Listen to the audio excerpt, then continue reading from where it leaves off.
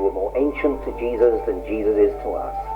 The pyramids are a wonder, an incredible feat of engineering, even by today's standards.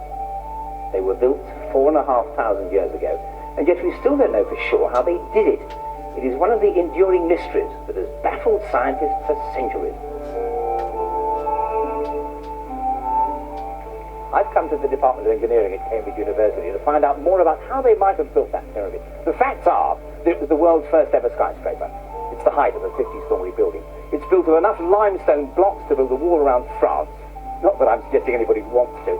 And each block weighed over 2.5 tons. The biggest problem is that they did all this in 20 years. So if they were working flat out, they'd have had to lay a block every 2.5 minutes. No one has ever known how they could have done it, but here, Dick Parry may have found the answer. Of course, the thing about your department, Dr. Parry, are these amazing scale models. Yes, Brian, models are an essential way of studying engineering problems. Now, with these pyramids, most people assume that you could just stick the block on rollers and drag them. It looks good on paper, it doesn't actually work in practice. Or what about a sled? Well, that has problems too, and I'd like to show you what these are. Okay. I have here, Brian, a 12-pound block of concrete on a model sled on a reasonably low friction surface, which is horizontal, and I'm going to try and pull this with tiny bits of cotton. They're just 2 tiny bits of cotton, that's all I'm using. They're going. So we can just about do that. And that's the same thickness proportionately as their ropes would have been, of course. Yes, it also means that a relatively small number of men could have pulled... so why wasn't the sled a good idea?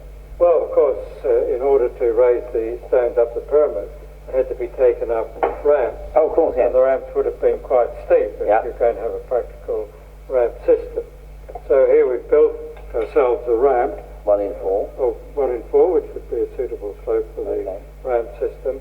Now I'll try again to pull this up the ramp. Heave slaves, come along, you can do better than that. And they both break.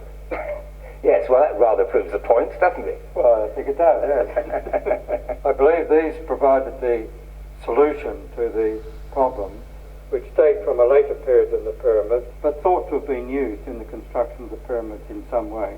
They found a lot of these little rockery things. Yeah, quite a lot of them. Models of them were found, yes. Yeah. Well, they look like rockers, and that's what they were assumed to be originally, but in fact they're quarter circles.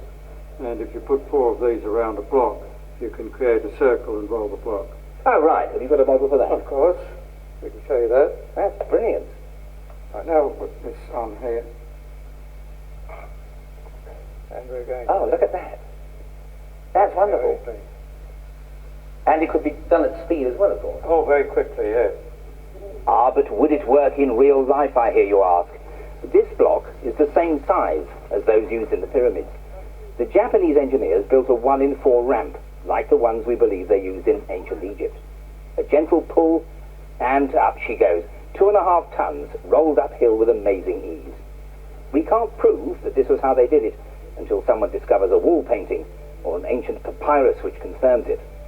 But Dick Parry is the first to demonstrate an easy way to move gigantic stone blocks that was available to the builders of the pyramids.